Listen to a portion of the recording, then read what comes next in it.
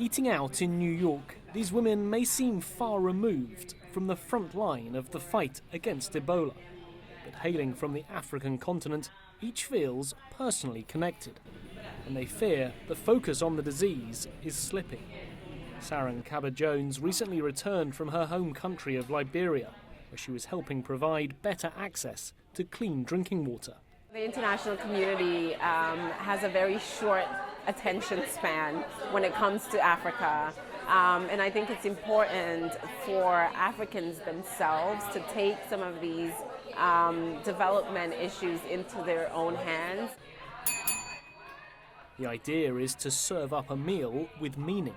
South African Roxanne Dysel formed this group, African Ladies Who Brunch, to create a forum for fundraising to promote sustainable development in Africa. They're currently collecting money to help educate Liberian children orphaned by Ebola. And they're trying to keep the cause at the top of the menu of global issues. It's really important for us to get together and really see the potential of what we could do in New York City as women and women from the African diaspora to strive to make this the African Women's Century. I feel like for the United States, especially in Europe, when they didn't have their own citizens that were in danger or the disease wasn't on their home turf, the story isn't really of interest. Liberia, Guinea and Sierra Leone have seen a decline in deaths.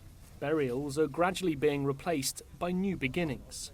These students in Sierra Leone's capital, Freetown, have returned to their classrooms 9 months after their schools were shut.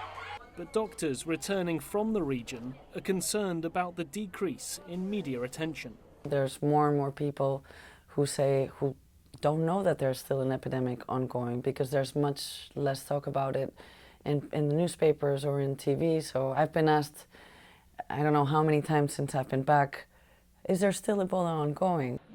This is food with a conscience, a way to address the long-term challenges and effects of Ebola. Here in the United States, media coverage of Ebola has dwindled, even though efforts are still continuing to bring the number of cases down to 0. And until that happens, this group of women will carry on to make sure the fight against Ebola is not forgotten. Nick Harper, CCTV, New York.